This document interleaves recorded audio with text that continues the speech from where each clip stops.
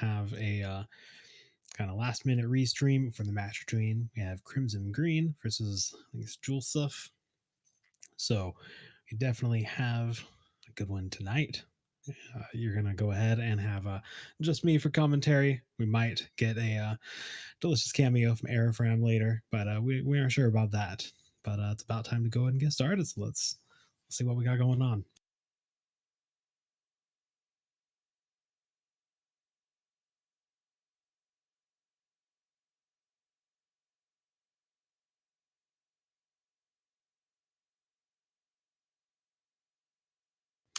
So, as everyone knows, pretty much at the beginning, we're just, sitting through our favorite cutscene that we most definitely have not watched hundreds of times or thousands of times in some people's case. But, just looking around the net because, you know, maybe something changed.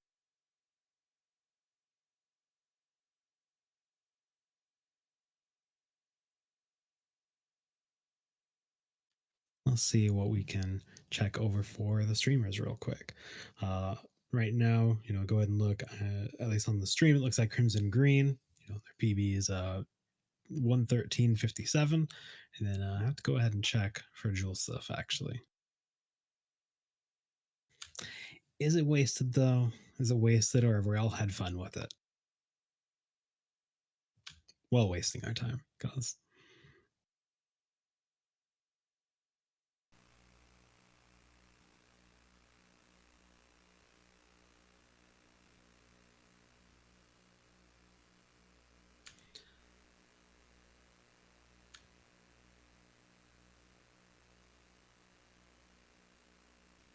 all right. So we're both starting off pretty much the same way from both runners.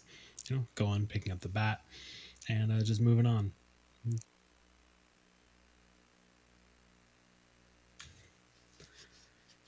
Pretty much running through the same setup that we get in different games, or for Earthbound in this one, just wake up, due to an asteroid falling, which everyone apparently is just used to, and he's going through.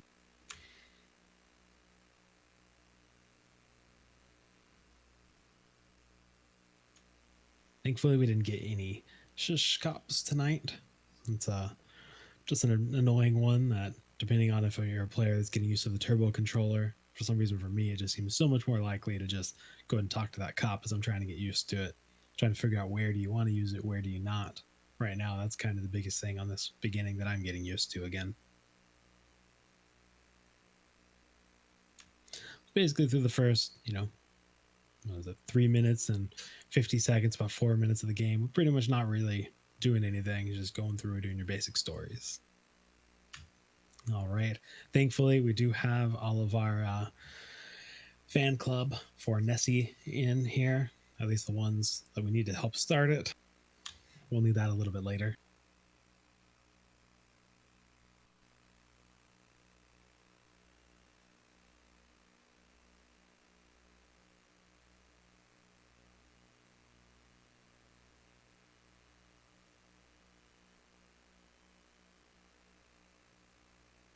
No, if you can hear me, I do not hear any game audio on the stream.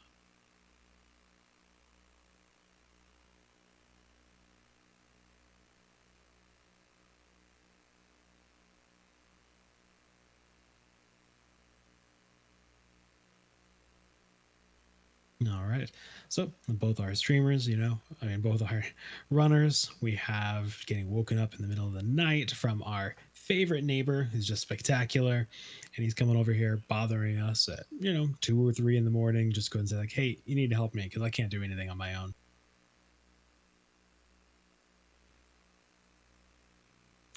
But we're pretty much almost back into the game, or back to where we're going to get to actually see something. Talk to Phone Dad, and then going to go outside and go ahead and start the game.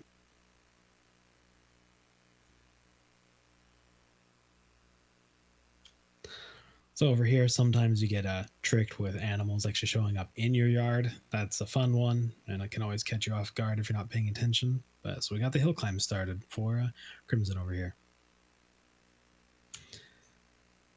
The crows are always happy to get because they're so much easier to get caught on things and allow you to just get right past them without much of an issue. snakes, you can try stuttering. It's a little bit tight sometimes, but we got a nice, so far, smooth walk up for Crimson. And then we have J0elsuf going through, running into a snake. Gonna go and choose to respawn that one. This is a spawn plate. You kind of have to figure out how do you want to deal with it, because pretty certain it is 100% spawn, so there's not really much you can do about having no spawns there in general.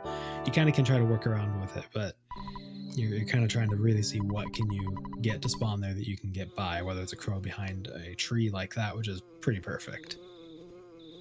But definitely, J0elsuf having a little bit of a tougher time actually getting up the hill. You can tell kind of, getting used to some of the despawns and everything like that. And runs into a crow fight. One of the worst ones you don't want to run into while climbing the hill.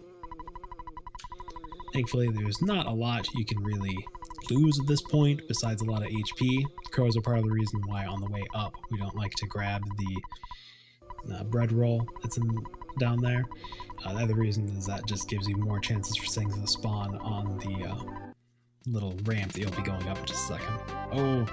And we had a death. It's pretty minor, quick death. Truthfully, at this point, the worst part about it is you have to go through all the spawns all over again to kind of see what happens.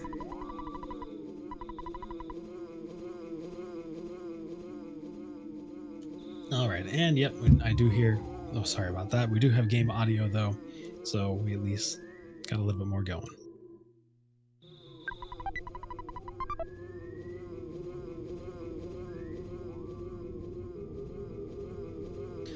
All right, over on Crimson's side, we're just heading back down the hill after doing a, quick talk to Picky and Pokey and Buzz again. And we're pretty much walking over and just about to start the Buzz fight, or the Starman Jr. fight. So the Starman Jr. fight, there's not a lot for you to control in this fight at all. It's pretty much completely RNG on what's going to happen, what Starman's going to do. What you're really hoping for is getting some quick turns from him, whether it's guards being, in the best case, optimal, but you're pretty happy with freezes, to tell you the truth.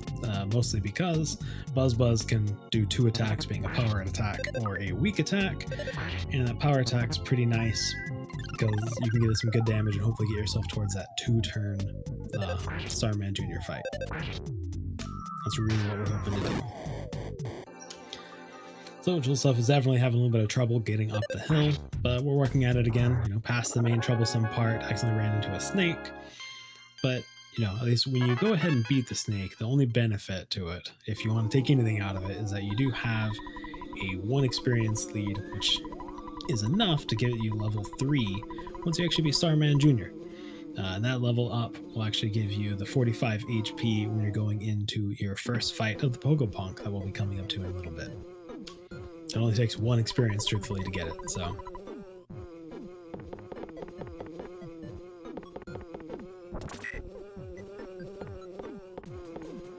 So, just kind of finishing up the kind of last little storyline talk for now, as J0elsuf kind of go ahead and talks to Buzz, or gets, surprised by Buzz, who's going to join up for a little bit, up until we look on the other side and you see this is Buzz leaving our party right after he joins it. Nice and quick little dung beetle.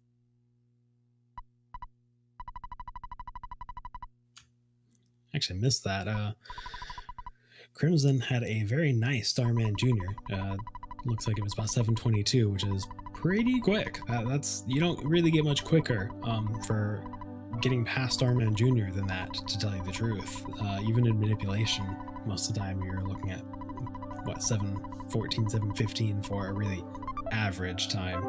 So only losing a couple seconds of that is just amazingly quick for no manipulation.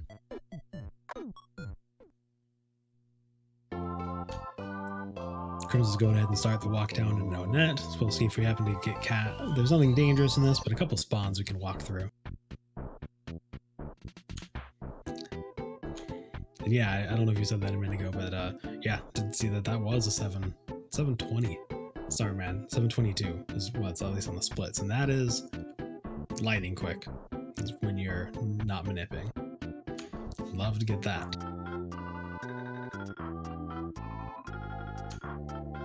And it's time for J0elsuf to go ahead and start up on his Starman fight. So we'll see what happens. Again, basically, you're kind of looking for just RNG of 2 turns.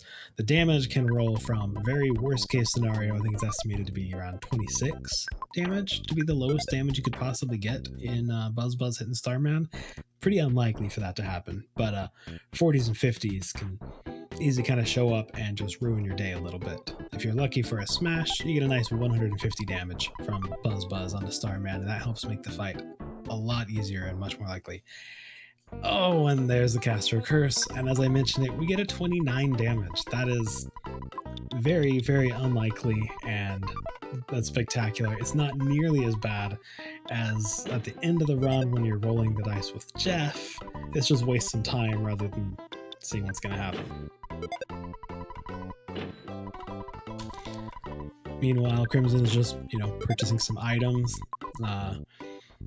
When you're kind of first running through it, sometimes it's nice to pull out 50 instead of 40. You only need 40. But if you ever accidentally do a miss buy on something like the bat, you can use that 10 to kind of finish buying everything without having to pull out the last 10. It's kind of a safety that you wouldn't bother with unless you're worried about messing up the purchase.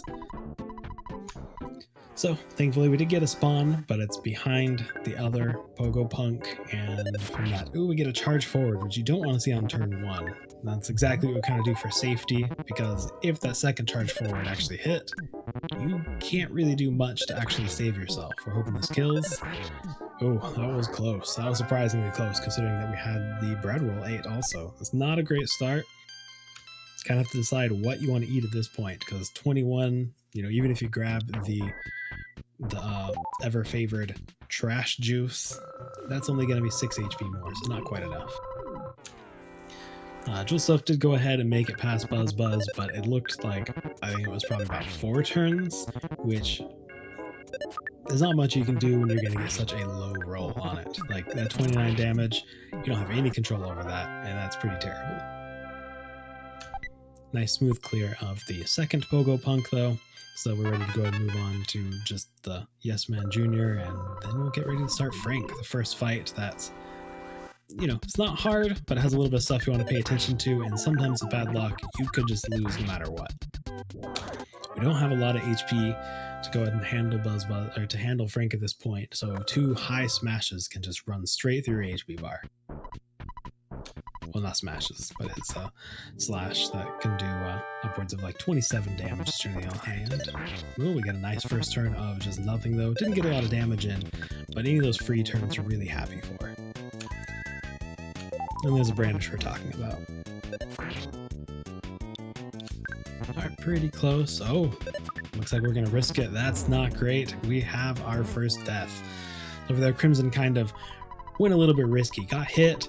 I think there was about, I didn't actually count all the HP, but there was about at least 1 hit at best, probably 2 hits left, and he decided to go ahead and just go for the kill, but got the miss, which just kind of left you out, and then Frank just went through, hit, and killed. Not a lot you can do about it if you play it risky or really hoping to not get the misses by a nest like that.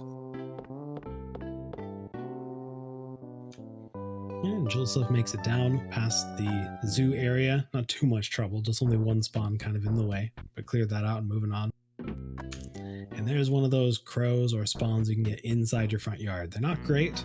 And hey, everybody, get your fingers ready for the camera guy. You can go ahead and peace sign if you want, but generally, might always want to say, just go away, buddy. We don't want any cameras here. Fuzzy pickles.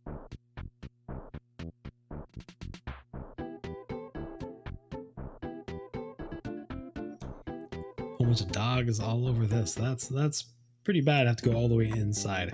Most of the time, you probably, well, it'd be hard to say if you'd want to actually go to the left because the dog would get slipped out. So it might be better just to try to despawn above, like just walking off to the side of your house. This is a lot of spawns. Just gonna kind of keep Crimson on his toes and kind of give J0elsuf a good chance to catch up, to tell you the truth, after that kind of bad luck with Frank, and then a couple, risky fight, bad luck, and a lot of spawns. Now it's pretty close at this point.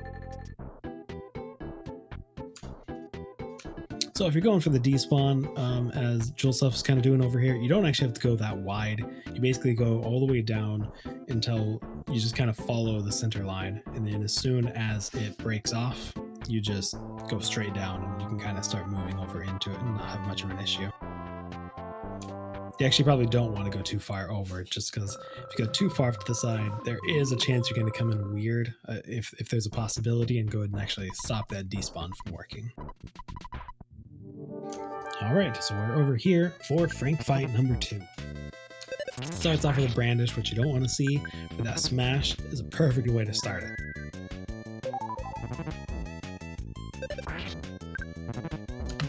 One more hit should go ahead and make it through, and we went and stayed risky. Didn't heal after the one hit, just because, you know, Crimson knew at this point it was only one more hit to take out Frank. We don't miss this time. We go and get to move on to Frankenstein. Frankenstein is always pretty easy. The life up on turn 1, it depends on the HP you're at. Frankenstein only starts off with a light hit, won't ever do a hard hit on the first turn. So basically, if you're sitting above like 20 HP, you can just wait and heal on that turn and you won't have much of an issue. So far, we're going through pretty smooth. We still have the extra 5 psychic points, so not much of an issue. J0elsuf's going to get started with Frankie over here also, so we're pretty close. 27 is really what you don't want to see. So that's a smash we're really happy to see, because the hits of like 27, when you only have 46 HP, that just drops you so far down, like 19. You can't really mash that out. Normally, you can in rare scenarios, but that smash goes and finish Frank off and helps us out a lot. Just go ahead and save the big risk there for a heavy hit from Frank would have taken us out.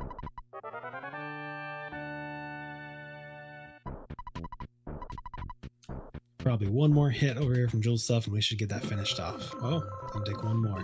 So taking the heal, I guess that's a safe way to do it. It's using a burger. The burger's not too bad at this point though, since you're going to go rebuy, so you're going to go buy more. So, you know, instead of buying 6 burgers, you can just buy 7 if you're keeping track of it. But so we have a 1558 for Frankenstein clear versus, I think it was about a 1645-ish. So not quite a full minute, only getting about 45 seconds between our runners. So we're pretty close, despite the beginning having some bad luck for J0elsuf.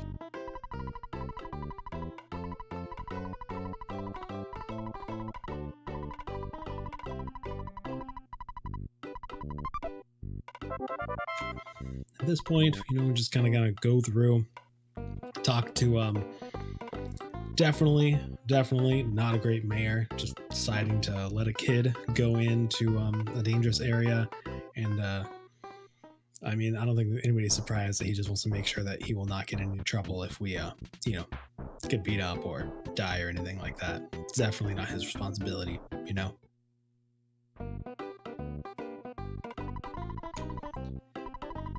So, for safety, we have Crimson going over, buying some burgers. Takes out the 130, which is a little bit safer on allowing you to buy more burgers if you need it. Expect no deaths, of course. Basically, you can go through, buy your 6 burgers on the way up, and if you have a bad Titanic Ant fight, you can buy a good, like 3 more burgers almost. And that kind of leaves you pretty good for going over to the cop fight.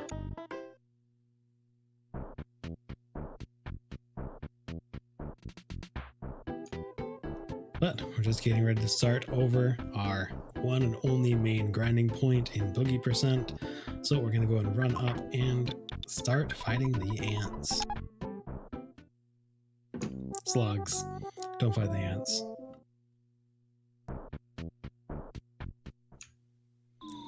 So we're looking for 22 slugs, and it looks like Crimson's kind of starting out with following what we get going in some of the manip routes I've seen before. They like to go and duck down there, just go ahead and help mess with the spawns, I'm pretty certain. Haven't seen that in a little while.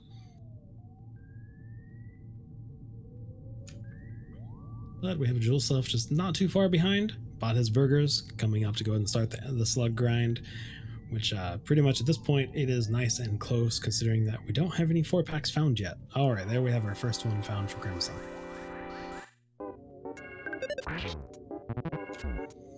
So as Crimson went ahead and did not do, I don't like using auto fight on my first 4-pack, most definitely. The second 4-pack is kind of up in the air just because auto fight will hit randomly. So it could hit the third slug, not kill it, and go ahead and hit another slug and not finish off that third one. If you're anybody using a turbo controller, I've kind of decided I want to just start holding A and bashing through the first ones, just kind of for the safety of going through and not worrying about it. And J0elsuf has the same luck of not killing the first slug, but he's going with auto fight. Oh, and has the worst luck of actually not beating either slug that they hit on auto fight. Pretty much what you're really hoping not to go if you're going to gamble and just keep auto fight on. You're really hoping not to get the 2 hits below 30. But we're looking at 8 versus 4 slugs real quick, so not anywhere through the slug grind.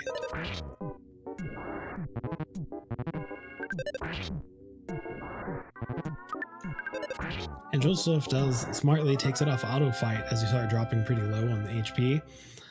I generally just don't like to let it life me up at all because I don't want the life up to go through in the battle. I'd rather do it afterwards.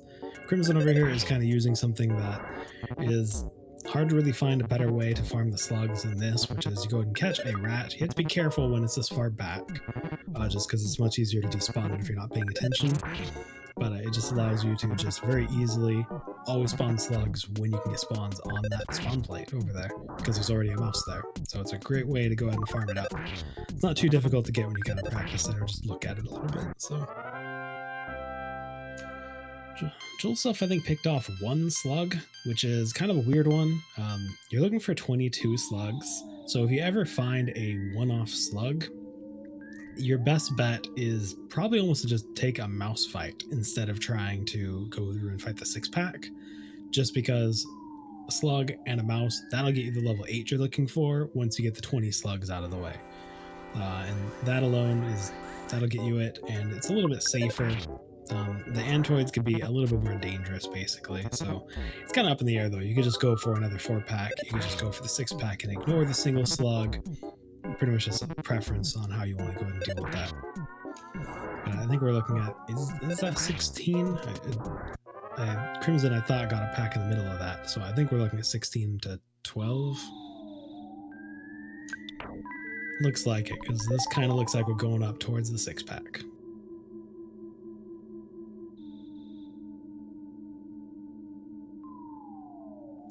Nope. Okay, we're going to take the 4-pack that we ran into. So this should take us up to 20, which kind of puts you at that awkward amount of, you know, what are you going to do to go ahead and finish it off?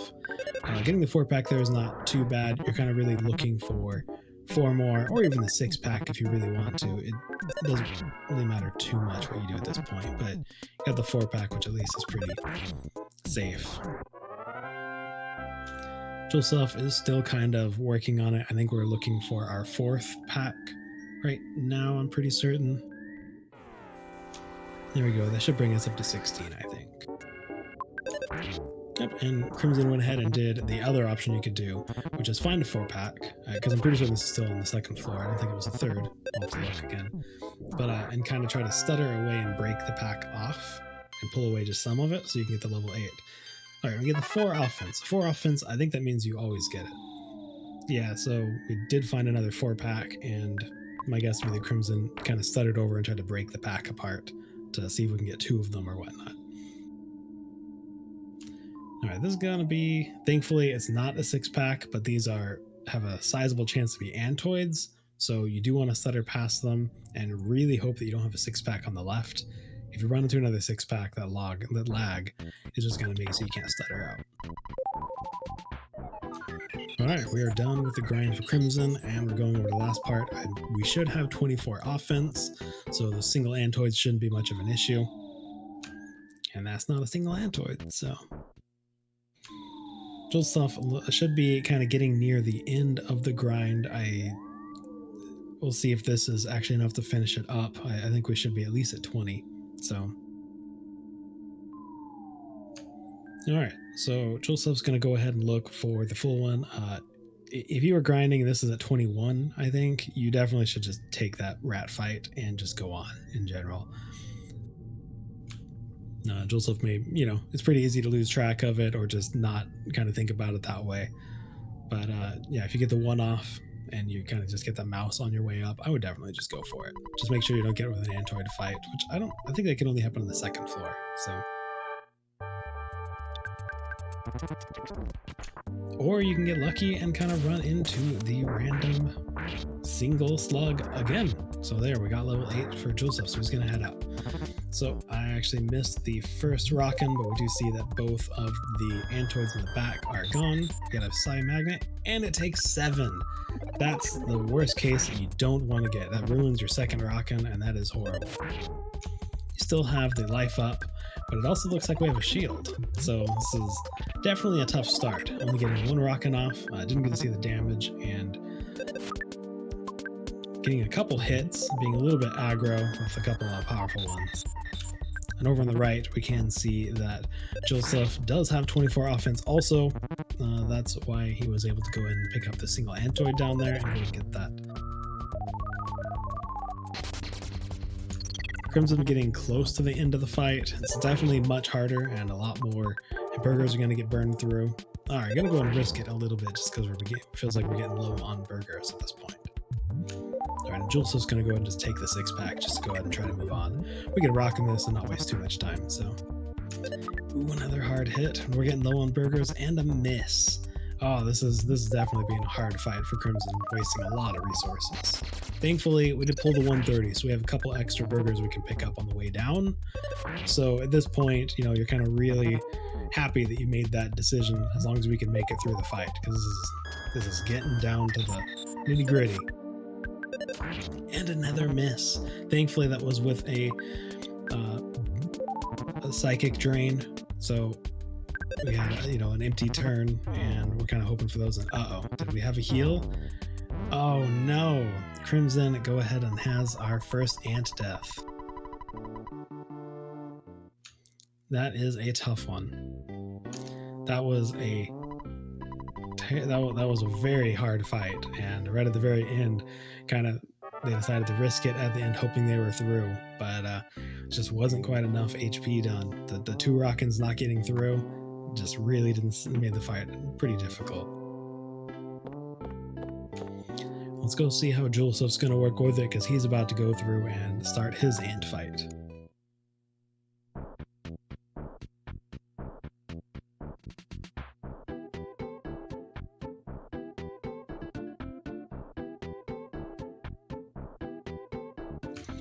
All right, well, it's not a great turn 1. Only taking 3 psychic points is pretty good. The 2 in a row, though, is pretty terrible. So we are starting off with only 1 rockin'. Thankfully got in a good 70 damage, so it's not too bad. We do have a cookie in J0elsuf's inventory, so we got to keep an eye out for that, because that is pretty dangerous when you're trying to menu quickly. It's very easy to make a mistake there. J0elsuf did kind of make a mistake on not trying to use the life up. Definitely, I think you should have gone for that life up for the larger heal and not use up a burger when you had the psychic points and it hadn't been stolen yet.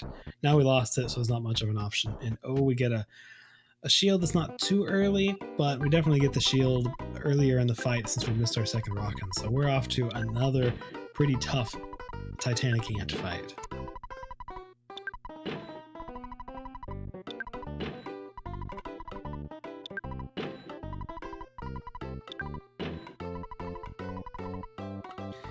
Crimson, on their way back, went ahead and grabbed more money just because they had a little bit of extra cash, but after the death, you lose half of it. They could probably only buy 2 burgers, which is not enough since I think Crimson burned through everything but 1 or 2 burgers at most. Oh, we're happy to see that smash over for J0elsuf, though. Oh, not to be surrounded by you got smashed, but you're pretty happy to get the final. So J0elsuf is the first one to make it through Titanic Ant, about 2850. So, when it's that tough, you're pretty happy to make it through. Crimson's, this is looking like a pretty, actually made it through with that stutter. It's a little bit difficult kind of with all the enemies on the screen, but definitely made it through.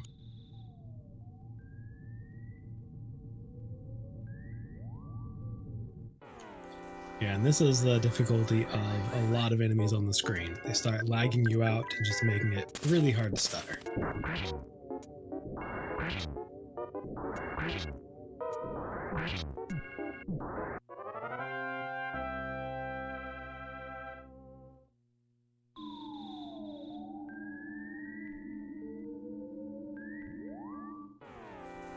All right, and Crimson's just kind of running through and just taking what they got. Sadly, that was actually not 4 slugs. That was 2 packs of 2 Antoids. That is not what you want to run into, but I guess if you're just going to rockin' it, then you just don't care too much. It's not nearly as dangerous if you're going to throw a rocket at him.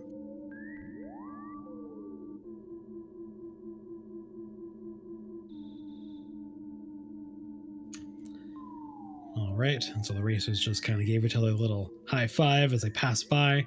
J0elsuf's heading down. Let's go ahead and see if J0elsuf's going to pick up any safety burgers. I know it was a fairly difficult fight, so we definitely used up more burgers than you'd want to. And sometimes you could buy 1 or 2 more on your way down just for a little bit of extra safety on the cops.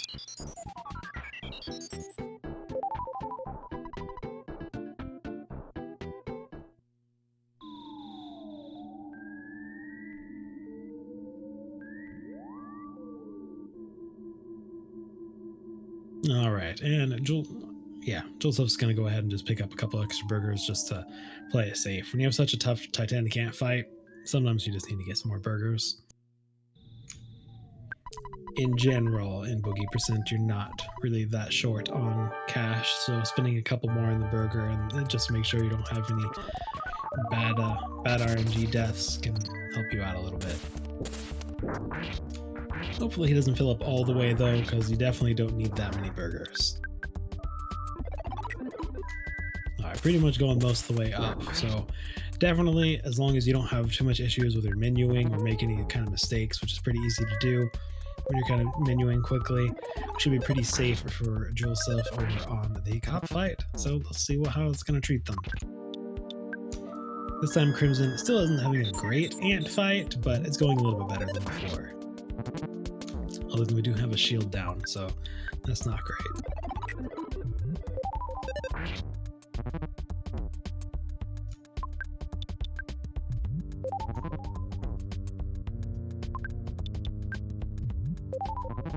Oh, and the outspeed when ant hits you. You never want to see that.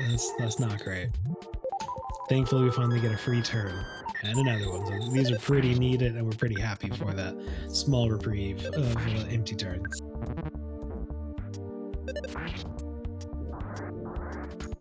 All right, and we finally make it through ant, and J0elsuf is having a pretty nice cop fight so far. I go ahead and see we get, I think it was 2 misses. Oh, and then we get hit for 44. Is that a crit?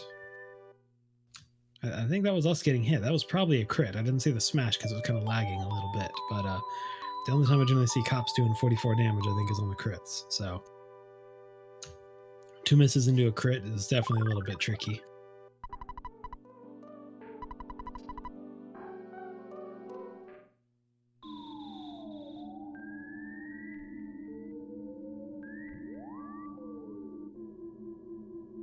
Alright, J0elsuf's playing a little bit risky.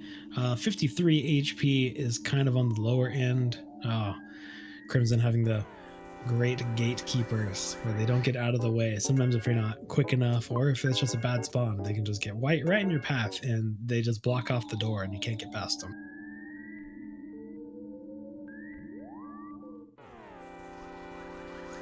Alright, J0elsuf's not really having the best cop fight over here. The first one kind of almost looked okay, but then we started getting a lot of chops coming through. We definitely are having some brutal cops recently.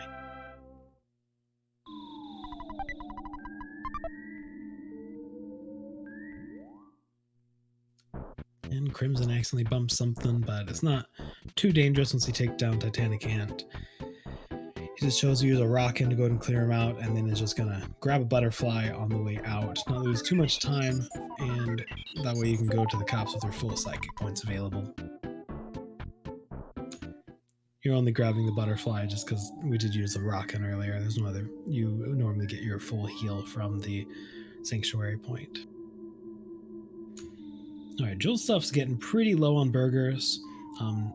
Is saving his 2 life ups. He hasn't used them yet, so it definitely would have been good, especially on that hit right there when you're down in the 30s. That's really where you want to look at using a life up to just gain all the extra HP that you're going to get from life ups. The 3, you don't kind of need to save the 3 Rockins, I would say, in general. The life ups are just pretty great, especially because I think we're going to have to start off with a life up with only 51 HP.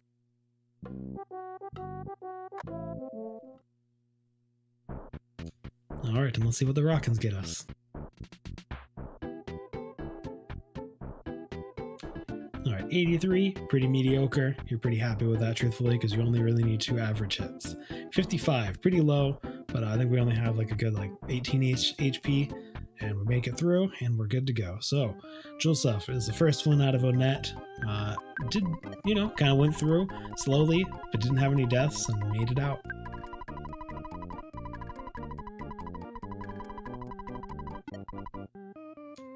Crimson chose to go ahead and make a safety save for the hotel.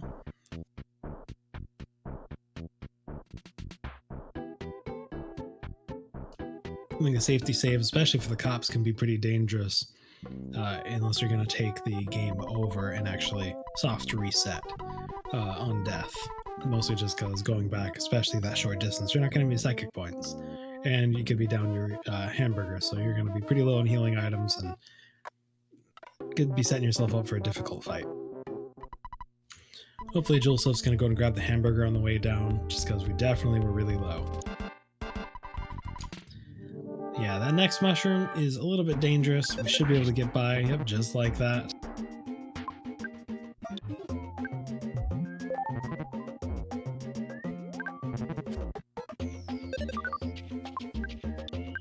Oh, had a dodge from the cop. We're in Crimson's. Oh, and another miss. So we're definitely not having a nice cop fight. Lots of chops and 2 misses from Ness is making this pretty difficult. And we go ahead and are able to heal through the fatal damage, so not too much of an issue, but we did get to clear that cop. But another chopping hit go and drop us down to just barely 60 HP after that life up, so that was a difficult cop one.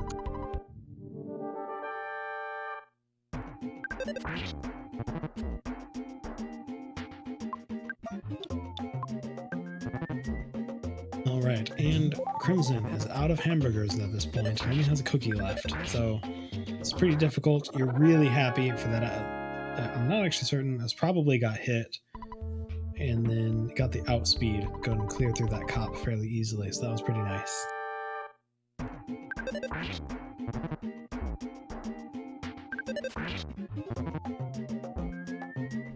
Oh, lots of crushing chops again. It's pretty dangerous. So that was pretty risky from Crimson. Dropped down to 9 HP. If it was not for that lucky outspeed, that was basically a guaranteed death. Cops don't really give you any free turns as far as I know of. So that outspeed was required, or a gut save. Those are only 2 options to not get wiped out right there. So that was pretty close. 49, again, is pretty risky to go through and push through, because a chop into another chop would basically take you out. But with Crimson being down to no burgers and trying to save at least 1 Rockin as much as possible for Captain Strong, you kind of understand it. Yeah, it's definitely nice on those rare occasions you can get the outspeeds, especially when it's required. That's something you're pretty happy about. You got to take the wins where you can get them, and that's one where actually Ness pulled through, because he so often does not. All right, so we're going to go ahead and risk it over here. Go for Rockin number 1. All right, we get a nice 79. We're doing pretty good. We're not going to life up. I probably would go for the life up, I think, especially now. But we get the clear. All right, 38-37. Make it through Onett. We are definitely happy to make it through. That was not easy for Crimson, and it was definitely a tough one. J0elsuf is over working on our PRV tunnels. And, kind of getting the normal RNG. You're expecting to have to reload those tunnels a couple times. You are a little bit happier when it's in the middle of the tunnels you're respawning compared to the end of the tunnels, like the entry and exit tunnels. Just because basically when you're entering the tunnel, you get the audio change. And the audio change kind of wastes another 2 seconds for you each time you're reloading, just because the game is reloading and putting up the new audio.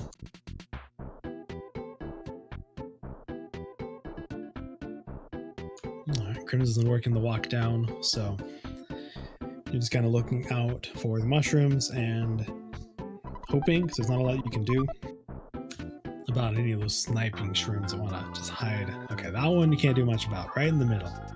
Nope. We got to slide off to the side just because they kind of did squeeze us in there.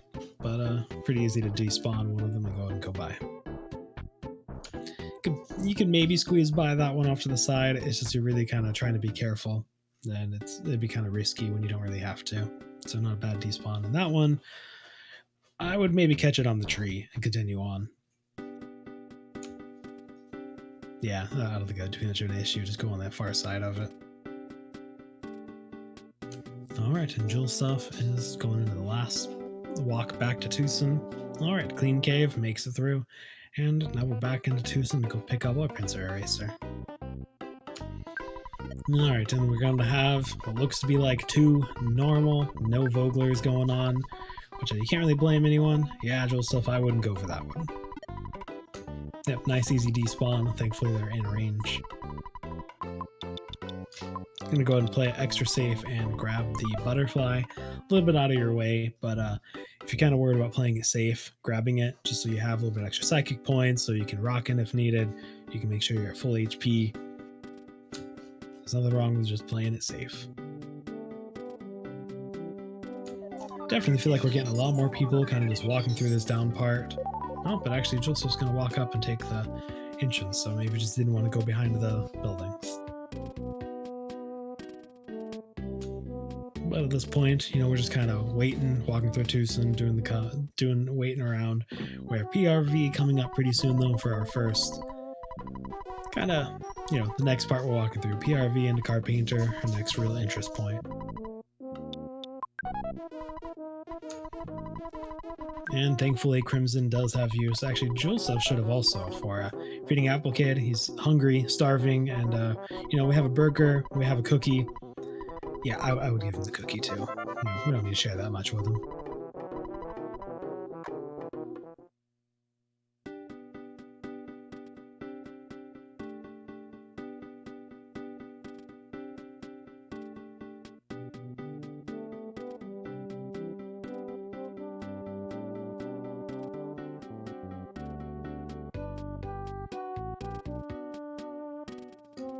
All right, and J0elsuf is going to go ahead and start his main PRV walk. Oh yeah, that's pretty risky. And Crimson's going ahead and just going to go through and go check out the pencil eraser.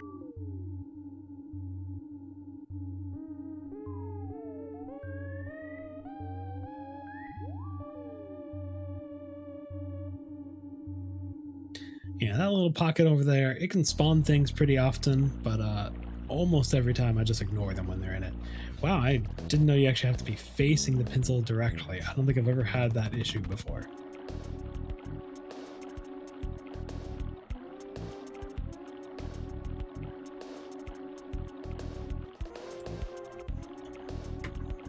Hello there.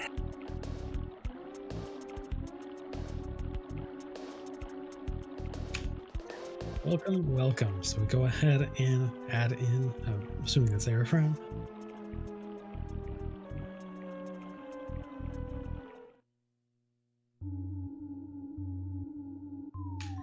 Yeah, so we definitely have they're both having to work for it, actually.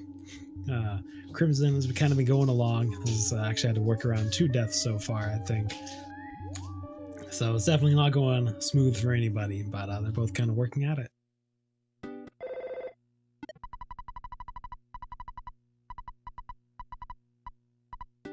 Yeah, J0elsuf had a really nice PRV though, along there. Actually made it through and just pretty uneventful and nice and clean. Well, until we get to the end where we're kind of getting stuck by these trees and didn't quite get. I'm assuming we needed that butterfly. I'm not certain. We'll find out, I guess. Yeah, definitely going into the shack fight with not full psychic points doesn't sound like something I'd really like to do if I had the choice.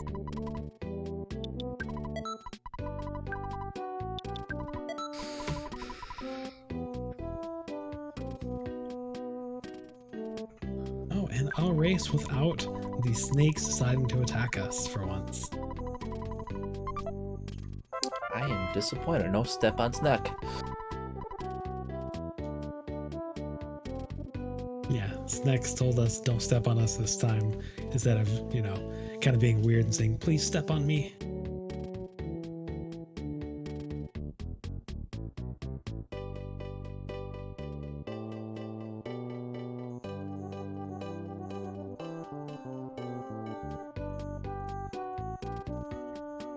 So it looks like Joel has a pretty good lead here right now as Crimson's heading back into PRV here.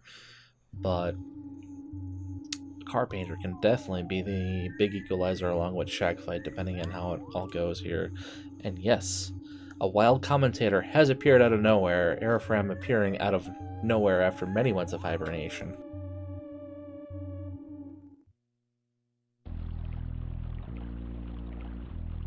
Hibernated, woke up, and here to take some names now. Well, maybe next year.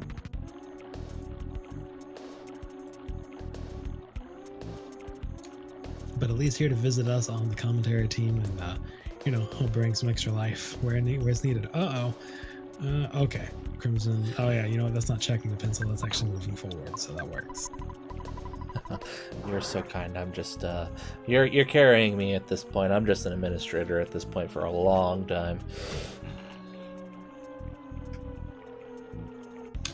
Well, we all do what we can. Yeah, this is a little bit tight, but we should be able to despawn the right side, hopefully.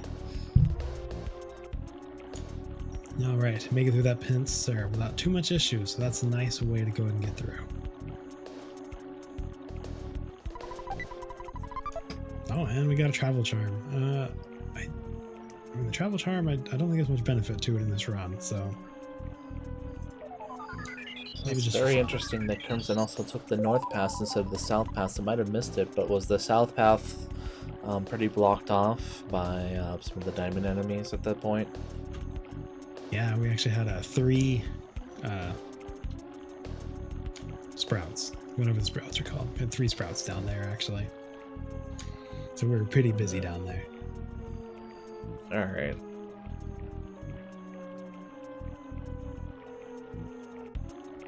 J0elsuf looks like he's headed into the cultist headquarters there. No Janet block, which is fantastic. We'll see what the cultist does coming up here, whether or not reinforcement party is coming or not. Yep, right as Crimson makes it into Happy. So we're still, we got a small lead, but it's still pretty close, truthfully, especially after both having such eventful Onettes. Well, actually, Crimson had pretty eventful Onett. J0elsuf just kind of had a nice, slow, solid one. So we're kind of just moving along slow but steady. And a pretty nice cultist fight. Yeah, pretty good. Let's see if he gets the big level up here or not. Oh, 41 HP. That's a big level up. Nice. That'll be good for Carpainter.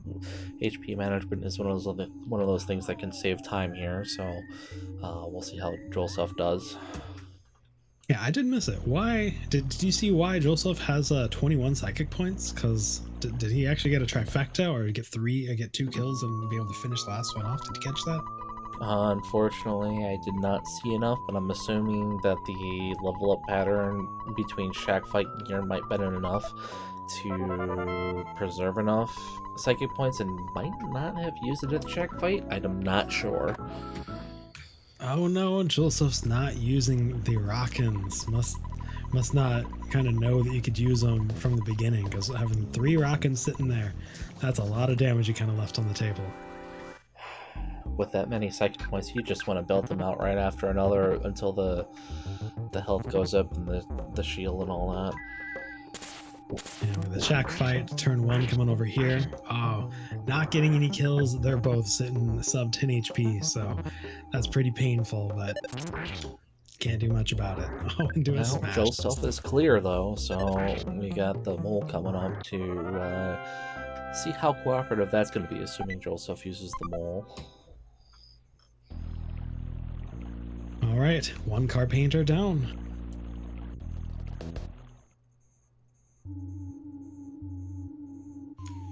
And now it's time for Crimson to head over there and see how Carpenter wants to treat them.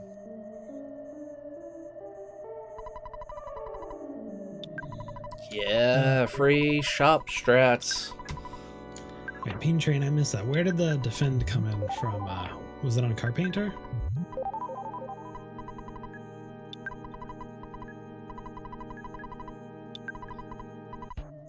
Picking up quite a few fresh eggs, actually. I guess for the extra healing and just filling it up.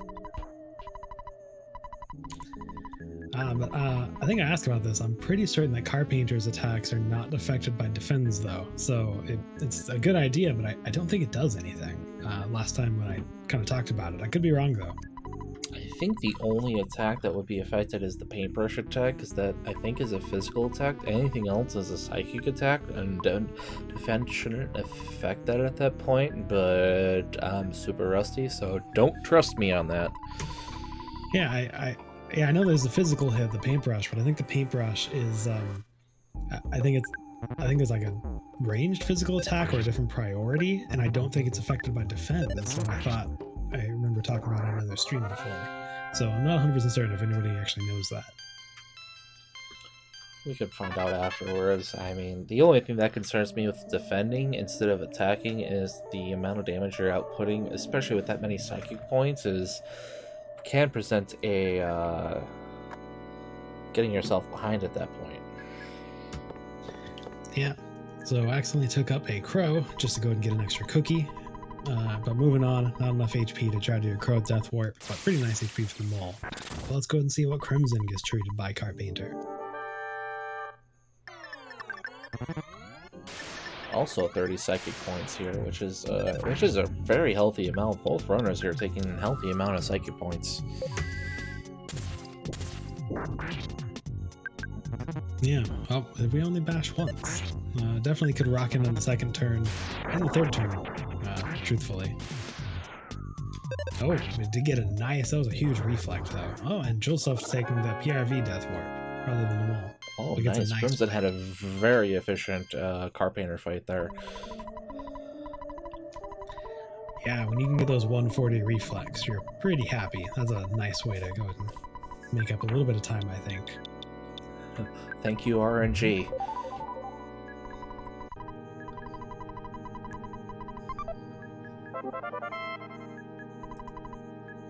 Was a nice and pretty quick death warp for J0elsuf, though. Didn't really spend much time looking around for a fight.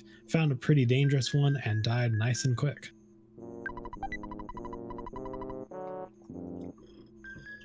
When you have a nice high amount of HP, that is one of my favorite moves to take, is to move out into PRV there instead of moving into the mole and just screaming into the void as it doesn't kill you.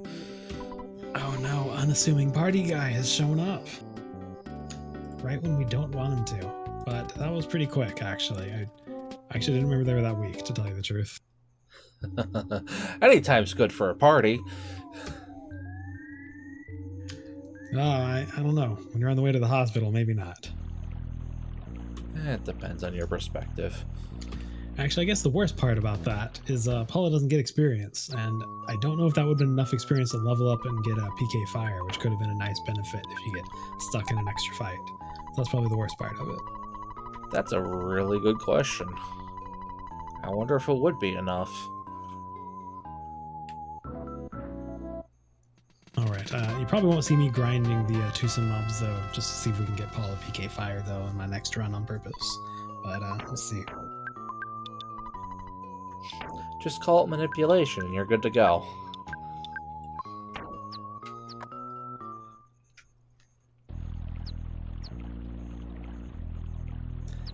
Alright, and kind of right now we're just waiting to go and see how the Death Warp is going to treat Crimson.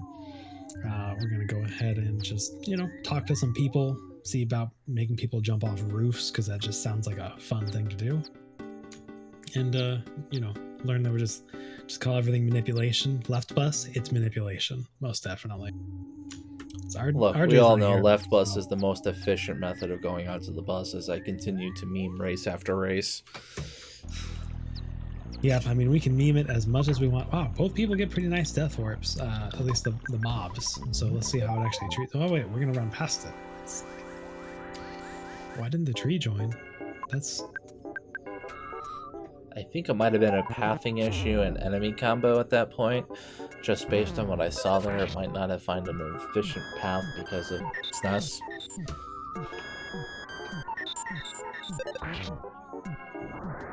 Yeah, it could have been enemies that was actually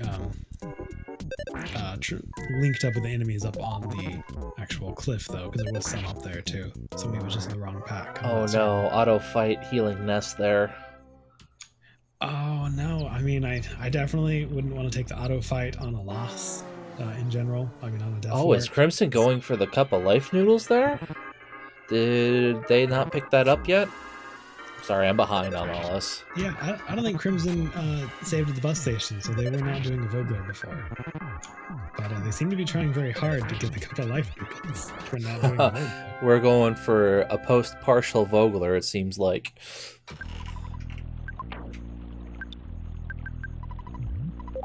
Oh, the fresh egg came into play. Definitely a post-partial Vogler. Yeah, interesting. Did we miss going to save in the bus station after saving in the department store? With a partial Vogler, you don't save in the department store. You save in the or not in the bus stop, but in the department store, and you just kind of move on from there and skip the hospital. Wait, but we're still fighting enemies. Interesting. Definitely interesting way to go about it. I probably wouldn't be using auto fight if that's what was happening. I definitely wouldn't want to get any accidental heals or anything. But either way, we did make it through. We are out of PRV and into Tucson, going on and working on getting to see the amazing show that we have going over on J0elsuf's screen right now. Yeah, not the most efficient way for a partial Vogler, but it's still a partial Vogler and a new way to me. It may have been done in other runs, but I love the Runaway 5, and let me ask you, which version do you prefer? The Earthbound version with the multicolored, or the Mother 2 where they're all dressed in black? I have actually not played all the way through the Mother 2 version yet. But I think they probably look snazzier in black from the pictures when I've watched it. I might have to make you Google that right now. We got some downtime here, nothing to commentate on. You can do a quick Google search.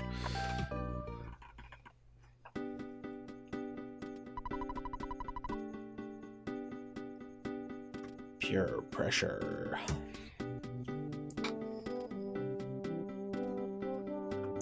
Let's see.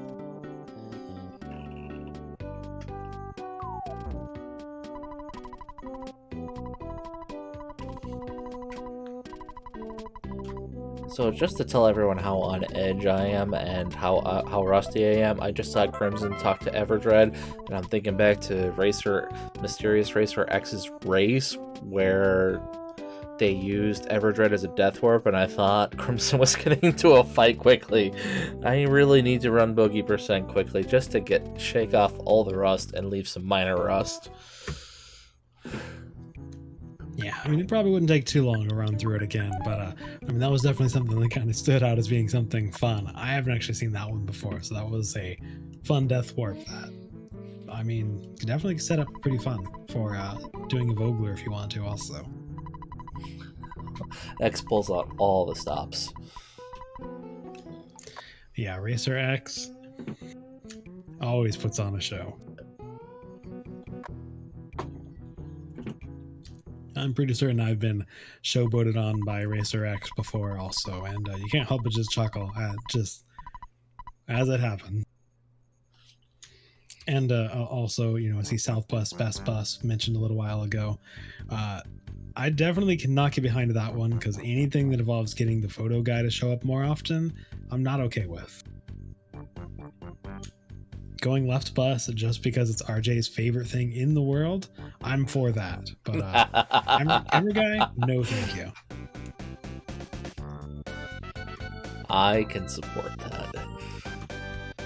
It's the main reason I'm left bus, just to meme on for those that hate it. I mean, I had to pull it out in the finals last year just because of RJ. So obviously I'm kind of for it sometimes too. Oh man, these flies are just all over J0elsuf. And yeah, Crimson, that was definitely a fairly difficult net. You were running into some difficulties a couple times. Every time you risked it, they kind of just smashed you right in the face for it. And that first ant fight was so terrible. Yeah, if anyone did miss it, when Crimson was going through Onet, there was the first ant fight was really bad. It started off with, I think, basically only getting one rockin' in from psychic point drains and early shield. And anytime you can only get one rockin' that doesn't get a lot of damage in, and you get an early shield, you are in for a tough one.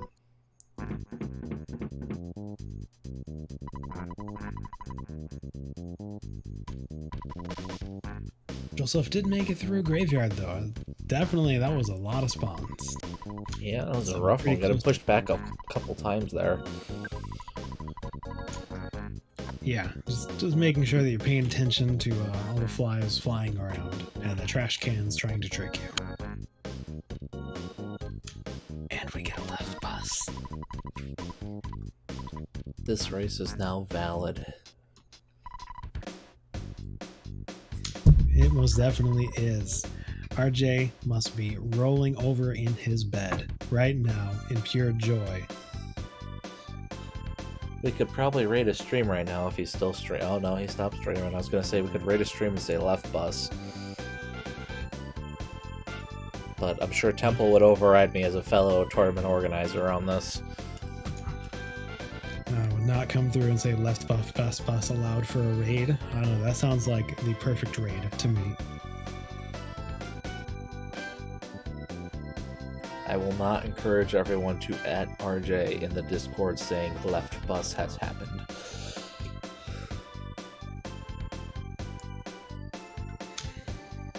Yeah, we definitely do not say to do that.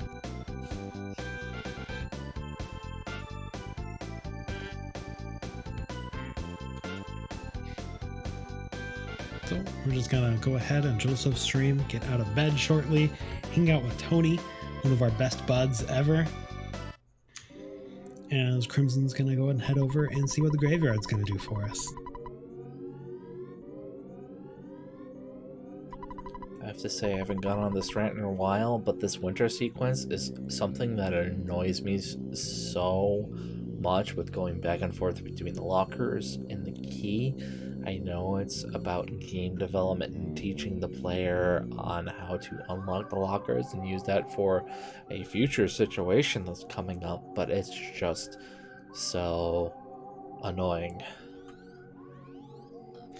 Yeah, I really wish he would just give us the crowbar the first time and just save us a lot of time. I don't know why we need to get pranked. Or just give us the freaking machine. There's no difference other than wasting time.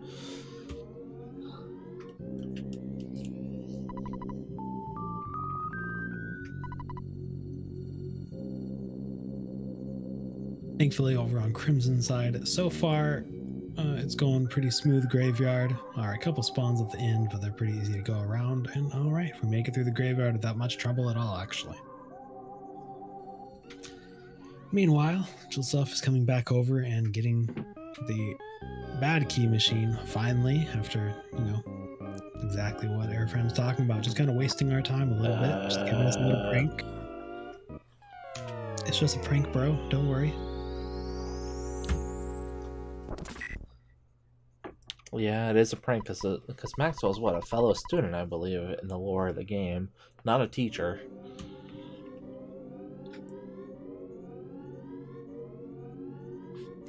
Nope, I do not think he's a teacher. He's probably like, who knows? Somebody, just an older student, or I'm not sure. Maybe he's a guy that packed up. Waste of time. Other than more safety saving when we're learning the run. All right, and the Bubble Monkey is now joining the party. Let's see those Bubble Monkeys in chat. Everyone's favorite party member. Yep, everyone tell us how much you love Bubble Monkey, how amazing he is. J0elsuf. Can you even go through that way? I don't think you can. So definitely kind of working on which way do we want to go, and we'll make it there eventually, definitely. I think Bubble you Monkey. can. Bubble Monkey just doing Bubble Monkey things. Oh no. At least it's just the crow and not the goat. I recently got into a fight with the goat, and I actually hadn't fought one in such a long time. I didn't know you could beat them at level 1. I thought they actually could kill you, but it wasn't that hard to fight. It just wasted time. It's a waste of time, and a lot of it is a flip of the coin on whether or not who out damages who first. Oh, okay, you can go through that way. All right, that makes sense. It'd be interesting if you couldn't. It's a little longer. One of my favorite fights to actually get is I will try to intentionally get Bubble Monkey to green swirl a dog to try and get the bread roll for the protoplasm fight and the extra level right before it. Yeah, that 1 to 3 HP, that can make such a difference on that protoplasm fight. It really can. Yeah, and then on top of potentially the defense increase you get, it's just enough to get you through. Oh, can you also get a defense increase? I actually haven't paid attention to that. I think. Who knows? I haven't played Boogey Percent in about 2 years, so we're playing with Aerofram's rusty memory at this point. Feel free to point out any errors I make. Or we could just say it's true. Definitely. Aerofram knows all.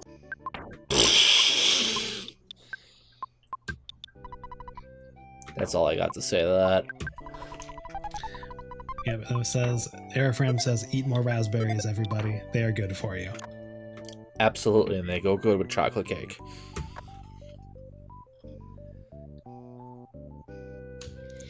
MS Paint Breeze. Got any other good ones out there? Definitely some more Tessie names, memes, greatness. I think after 2 nights in a row, I've overused the Commodore Paint Beast. We don't have enough cyan in Tessie there.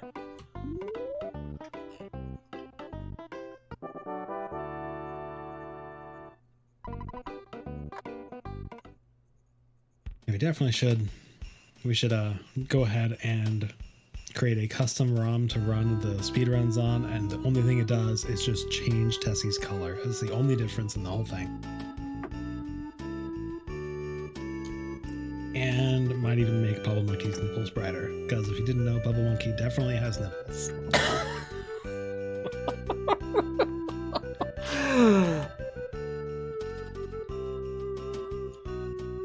MS Pink Knees and MS Pork and Beans to finish it off.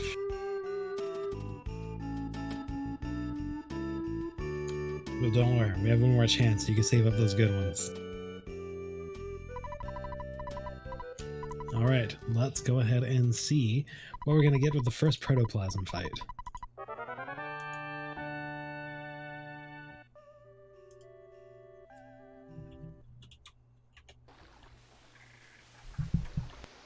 Alright, so taking 10 damage is definitely not what you want to see. Right into a call for help. That is a horrible first turn, and probably wouldn't recommend doing the runaway yet. What you really should do at this point is go ahead and defend. Defend up until you get down to about 11 HP, and that's when you want to go through and do the run. But the defense in this point can be pretty good, and it can drop it, so you generally take, I've almost never seen more than 5 from the protoplasms when you're defending. Wow, wait, is this... Oh, when we get the proto-death, sadly, it wasn't too quick. Protoplasm, obviously, as everyone knows, it's not a bad death. You don't lose too much time. But the worst is the longer you spend in the fight, the more time you're losing. So a long protoplasm fight is much worse than just kind of a quick, 1, 2, 3, you're dead. That's not a lot of time lost when those can happen. Yeah, pretty much when you lose too much, well, the first protoplasm, you just want to fight it. But if you get 2 on there, your recommendation is generally just defend. You start out with, I think it's like minus 7% chance to run, right? So you're kind of looking for at least hoping to get like 5 turns into the fight before you start running away to actually have a reasonable chance. All right, right, so we got one protoplasm down. I think we're about 4 turns into the fight, so this is where it kind of starts working. Yeah, definitely we're gonna have to start brainstorming for another ones, getting ready for future runs to get some more out there. So we got some MS Paint Green, MS Poltergeist Boo.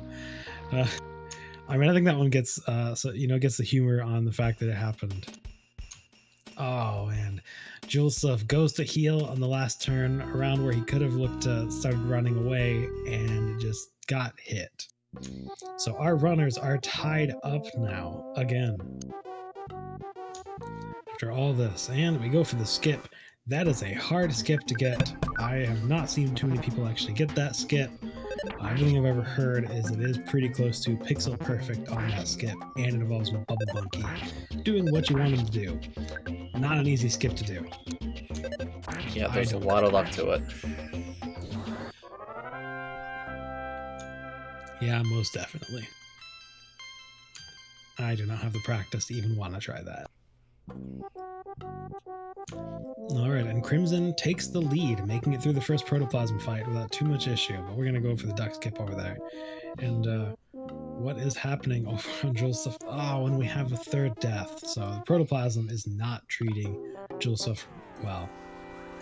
Oh, I thought we had the duck skip, and the duck skip said like, no, nope, and ran up just to make sure we couldn't get by.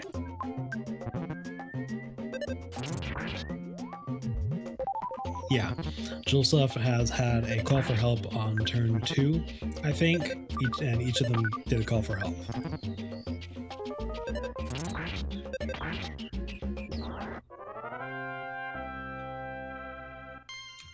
Definitely not getting treated nicely. Keeps getting hit, and call for help's going for him constantly.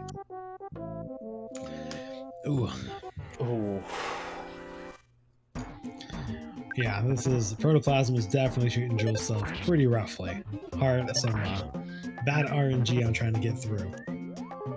Yeah, unfortunately, just with the amount of damage, if you're gonna heal, you're gonna either heal on turn 2 or you gotta defend on turn 2 to give yourself that little bit of extra wiggle room, or you're gonna try and defend to get out all the way. I know some people like to attack all the way, but it's just rough on this first fight. It really is. It's hard to say what's the best way to. I mean, there is no best way to really get through it. There's so many different things you can do. But I think if you ever get those call for helps, just defending is all you can really do. Yeah, the best way is to kill it in 3 turns with luck. All right, we have now cleared the protoplasm though for J0elsuf. Huzzah!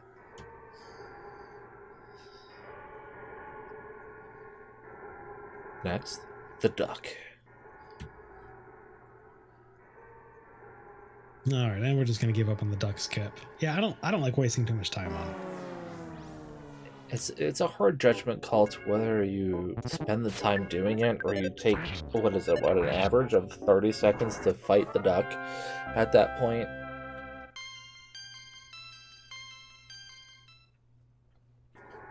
Yeah, but if you fight it, you could join the prestigious club of people who have been crit by duck and gotten one shot.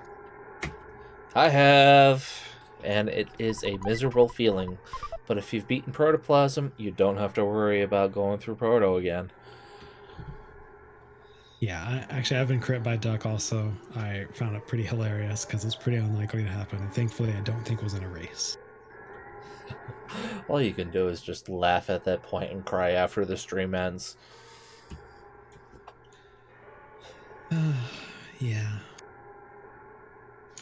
But J0elsuf has made it through, and it will be going on to Pond Cave. Crimson has actually had a pretty nice first room overall. Didn't have too many despawns getting into it, and just kind of got one red swirl from not quite turning around for Bubble Monkey, but it was just a ant, so you aren't too worried. Jeff does not have issues with ants at this point, and has now made it to the third room, which is the best one. Yeah, unless either runner has a real terrible spot coming through this cave, it looks like Boogey Tent is going to be the big decider of who's going to win here tonight. And Boogey Tent, well, oftentimes simple, can definitely do some weird things. I mean, it can cause some weird endings to races. Oh, you're so nice calling it weird. I call it jerk. Boogey Tent is a jerk. I have to agree with that one too. Boogey Tent is a jerk, but is Boogey Tent the bigger jerk or is Jeff the bigger jerk? Because he can't hit a tent with a bottle rocket. I mean, the tent dodged. It moved its flaps. The Boogey Tent's the jerk. You're right. It just lifts up the flaps. Yeah, Crimson. I am Team Jeff. I think that's okay. Jeff gets some bad. He gets a lot of bad luck kind of blamed on him, but at the same time, Jeff puts on his backpack and he does some hardcore carrying through most of the run when you're doing full runs. J0elsuf did actually make it through the third cave pretty quick into that third room. I think made it through in almost one try, which is pretty nice. But we're just waiting to see what happens at the top, and then we're going to continue on. And all right, it is all down to the 3 walk and Boogey Tent. Let's definitely hope that Crimson does not have the luck they had for their last week's run with the 118 BBR. You know, lightning. Well, let's not say anything. Let's just see what we get. Yeah. Did we launch a prediction in the channel? I came in like 30 minutes, 40 minutes late. So did we launch a prediction in the channel this time around, or no mods around?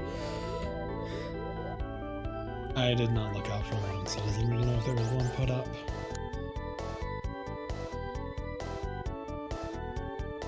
Alright, well, channel viewers, now's your time to put your chat into motion and predict who you think is going to win. I'm going to arbitrarily cut it off as soon as Crimson crashes into the graveyard. Let's see who you think is going to win. Yeah, because interestingly enough, despite being this late, I think we only have 45 to 60 seconds between the runners, which is not much coming into Boogey Tent. So, No, what do you think's going to happen?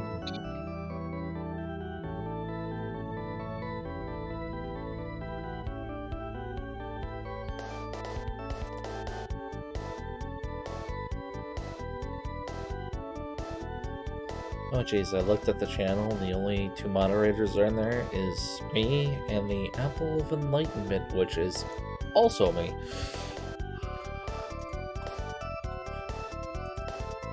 So no, we definitely do not have a prediction going. Yeah, we probably did not.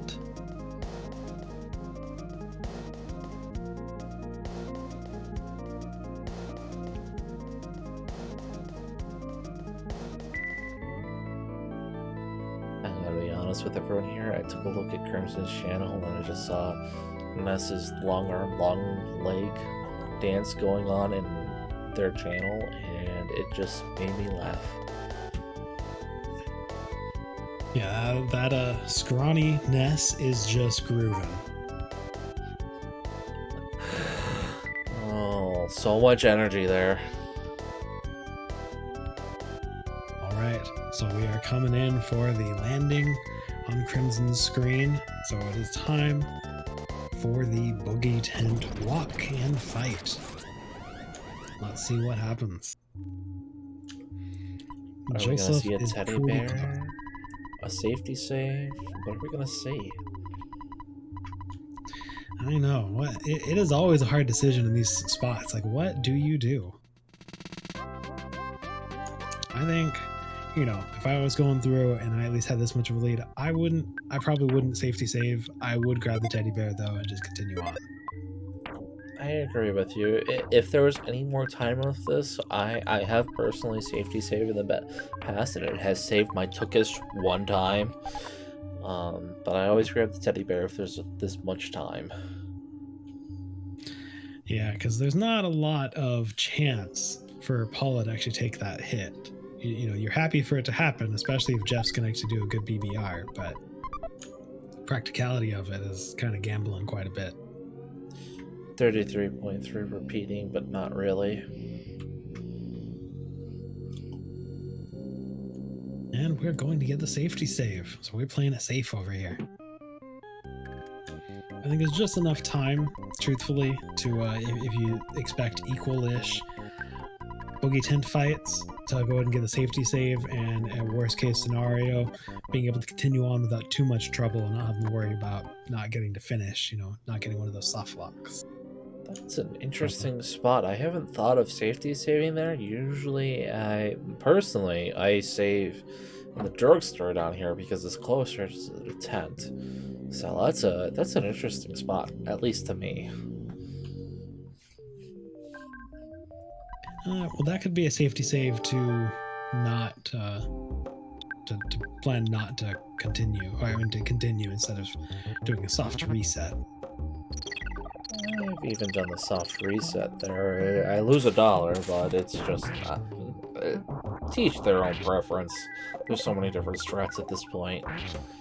All right, 410 and a nice solid rockin' hit means that we're looking pretty good with this rockin' or a bottle rocket to go ahead and pull us through the finish line for Crimson. And we get a miss, but the bottle rocket hits, and that is a nice finish for Crimson in this quite close race, truthfully. Hopefully J0elsuf will have just as a good bogey tent here to finish up with a strong time for the week to keep it as a strong seeding throughout the tournament. Wait, where in the world did that bomb come from that Paula just threw? Paula threw up. I missed that. All right, Boogie Tint is down for both, so now we're just mashing through the levels to see what times we're gonna get. Oh, okay, bought a bomb. Okay, that makes sense. All right, a 121.17 for Crimson.